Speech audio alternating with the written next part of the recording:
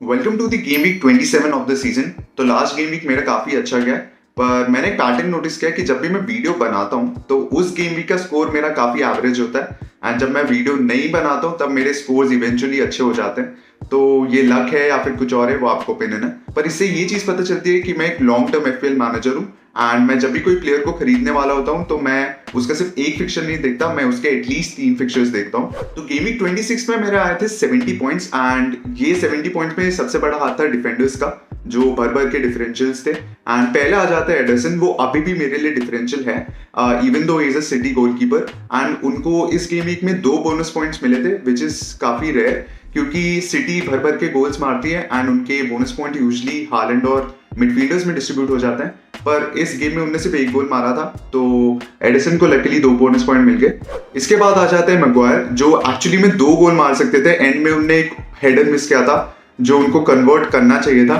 तो पर मैं एक गोल से खुश हूँ, 6 पॉइंट्स आए हैं उनसे। एंड फिर उसके बाद द रूकी डिफेंडर डिफरेंशियल मेरा इस गेम वीक का, दैट इज क्रिस रिचर्ड्स, जिनने 14 पॉइंट्स दिए थे। एक 3.9 डिफेंडर से पॉइंट्स लाने की खुशी कुछ अलग ही होती है, एंड ये बंदे को मैं पिछले 6 गेम वीक से देख रहा हूँ। ये पहले डीएम भी खेल रहा था क्रिस्टल पैलेस के लिए, पर अब as a left centre back खेल रहा है। It was a good fun to play versus Burnley, and लग रहा था कि ये एक ऐसा फिक्चर हो सकता है जहाँ पे एक ब्लैंक गेम वीक में आप अपने बेंच डिफेंडर को खिला सकते हैं। तो थर्ड और फोर्थ डिफेंडर आ जाते हैं गैब्रियल और एस्टुपिनान। गैब्रियल की ज्यादा बात नहीं करूंगा क्योंकि लास्ट फ्यू गेम वीक्स में उसने ऑलरेडी काफी पॉइंट्स दिए भर भर के। एस्टुपिनान काफी बड़ा सेटबैक रहा मेरी टीम का। लास्ट गेम वीक में ब्राइटन को क्लीन शीट आई थी, उसके पॉइंट्स भी नहीं मिले, एंड देन इस गेम वीक में वो फिर से बेंच हो गया।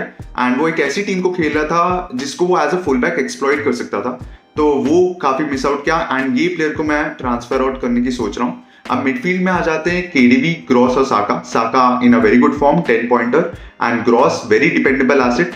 लास्ट फ्यू गेम वीक्स में मैंने उसको बेंच करके रखा था ताकि मैं उसको इस ब्लैंक गेम वीक में खिलाऊं, एंड उसने डिलीवर किया 7 points, very good points. And KDB with 0 points, but KDB के बारे में इस वीडियो में मैं आगे जाके बात करूंगा। तो फॉरवर्ड्स में आ जाते हैं सोलांके, वॉटकिंस और हालैंड। एंड हालैंड ने असिस्ट दिया, लकीली उसने 2 बिग चांसेस मिस किए थे, सेकंड वाला कैसे मिस किया वो मुझे अभी तक समझ में नहीं आ रहा है। तो 10 points, like return is a return, captain को कुछ भी रिटर्न चाहिए होता है, तो उससे आपका गेम भी बच सकता है। Like you can go from red to green with just a captain haul, and पर ये हॉल नहीं था, बट जो भी है एटलीस्ट कुछ तो रिटर्न आया। उसके बाद Watkins in a very good form again, 9 points. And सोलांके को मैंने लिया था डबल गेम वीक के लिए, बट अभी उसके इंजरी की न्यूज आ रही है तो उसके बारे में भी हम बात करेंगे। तो overall I am very satisfied with this game week, and इससे ज्यादा मैं एक्सपेक्ट नहीं कर सकता क्योंकि मेरी रैंक इंक्रीज हुई थी फ्रॉम 143k टू 90k, तो वो मैंने 100k के थ्रेशोल्ड को बीट कर चुका हूँ, क्योंकि मैं पूरे सीजन अराउंड 300 टू 400k के अराउंड रिवॉल्व कर रहा था। तो as an active FPL player मेरा यही एम रहता है कि मैं अंडर 100k फिनिश करूं। अगर 10-20k के आसपास भी आ गया तो काफी अच्छा रहेगा। तो ट्रांसफर्स की बात कर ली जाए तो हर पोजीशन को हम एक एक करके कवर करेंगे। तो डिफेंस से स्टार्ट किया जाए तो डिफेंस में अगर आपके पास कोई इंजरीज या फिर कोई सस्पेंशन ना हो तो इस गेम वीक में डिफेंडर मूव करना उतना सेंस नहीं बनता है, बट स्टिल मैं आपको 2 टीम्स रिकमेंड करूंगा।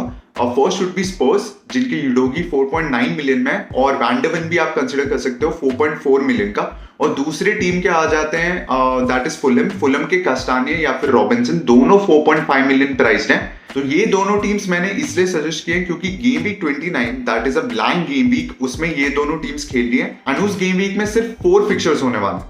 तो सिटी, लिवरपूल, चेल्सी, काफी बड़े बड़े टीम्स मिस आउट करने वाले हैं, इसलिए अभी से आपको प्लान आउट करने पड़ेगा कि इवन दो फिक्चर्स ना अच्छे हो पर आपको प्लेइंग 11 चाहिए।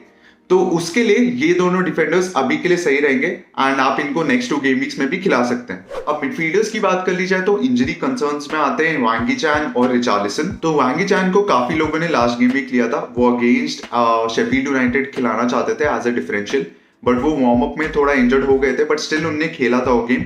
बट अभी मिड गेम वीक में अब एफए कप में वो फिर से इंजर्ड हो चुके हैं, and he is expected to be out for an extended period. अब रिचार्लिसन की बात कर ली जाए तो Richarlison was not present in the full team training of Spurs कल, बट आज हमें अपडेट मिलेगा प्रेस कॉन्फ्रेंस में कि उसके क्या हालात हैं। The replacements are pretty obvious. पहले आ जाता है पामर और दूसरे होते हैं Bowen. Palmer is price at 5.7 million, cheap, affordable, dependable asset. And Chelsea अब ऐसी स्टेज में जो अपना फॉर्म रीगेन कर रही है, and Nkunku is still out, which is good for Palmer क्योंकि चेल्सी चाहे कितने भी गोल्स कंसीड कर ले वो भर भर के गोल्स मारती है, काउंटर अटैकिंग टीम है। तो उसमें पामर एक अफेक्टिव आउटराइट अटैकर है जो हर चीज में इन्वॉल्व रहेंगे, पेनल्टीज भी है। तो he is a very good asset, no doubt. पूरे गेम पूरे सीजन उसने काफी अच्छा किया एंड पर अभी फिक्चर्स को देखते हुए एंड ब्लैंक गेम वीक 29 को देखते हुए आ जाते हैं बोवेन फॉर 7.7 मिलियन, जिनके फिक्चर्स काफी अच्छे फॉर्म में आते हुए दिख रही है क्योंकि पकेता इज बैक एंड एमरसन अच्छे फॉर्म में आ चुका है एंड उनके लाइक बेसिकली सब मिडफील्डर्स वापस आ चुके हैं इंजरी से। तो उसके लिए लगता है कि वेस्ट हैम शायद अच्छा कर सकती है एंड जैसे मैंने बोला ब्लैंक गेम वीक में वो इन्वॉल्व रहेंगे, तो इसलिए बोवन एक काफी अच्छे ऑप्शन बन जाते हैं। तो एक और मिडफील्डर की बात कर लेते हैं, केडीबी, जिसको लोग स्विच आउट कर रहे हैं फॉर सॉन। हाँ, केडीबी का परफॉर्मेंस उतना अच्छा नहीं रहा है, इंजरी के थ्रू वो गुजर रहे हैं एंड काफी अनलकी रहे हैं मैनेजर्स, मैं बोलूंगा। But KDB is going to play versus injured United and mid game week में 4 असिस्ट एंड हालैंड के 4 goal and United is struggling with all the injuries. मतलब ऐसे सिचुएशंस में यूजुअली शो अप करती है United, but it is City plus title charge plus KDB is getting back into form and he likes to play versus big teams as well. तो अभी मैं KDB to Son नहीं करूंगा, but Son as an individual asset अगर आप Richarlison to Son करना चाहते हैं then that is a different thing.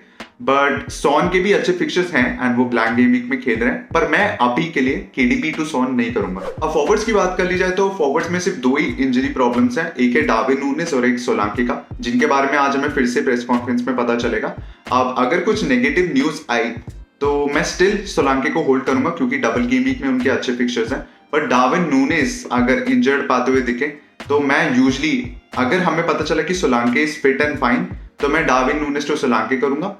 अगर नहीं होता है वो तो मैं Darwin Nunez to Toney recommend करूंगा क्योंकि Toney is playing in the blank game week 29 and अगर सोलांके इंजर्ड रहे तो टोनी एक अच्छा ऑप्शन बन जाते हैं आने वाले गेम वीक्स के लिए। तो अभी मेरी गेम वीक 27 की टीम की बात कर ली जाए तो गोलकीपर में होते हैं एडिसन, वो यूनाइटेड को खेल रहे हैं एंड देन डिफेंस में 2 आ जाते हैं, कोनाटे और एस्टोपिनान, जिनमें से मैं एक को निकालने वाला हूँ क्योंकि मेरे पास 2 फ्री ट्रांसफर्स है। तो मैं दोनों को शायद एग्जॉस्ट करूंगा based on the press conferences और थोड़ी इंफॉर्मेशन मिलेगी हमें। एंड देन लास्ट डिफेंडर आ जाते हैं गैब्रियल, वो शेफील्ड यूनाइटेड को खेलने हैं, उनको हम टच नहीं करने वाले। अब मिडफील्ड में आ जाते हैं ग्रॉस, पामर, केडीबी और साका, इनको मैं टच नहीं करने वाला हूँ, किसी को निकालने नहीं वाला हूँ। पर एक मिडफील्डर को मैं ऐड कर सकता हूँ, I can do Richarlison to Bowen, जो मैं सोच रहा हूँ अगर Solanke is confirmed out for this game week I am going to keep him, I am not going to switch out सोलांके।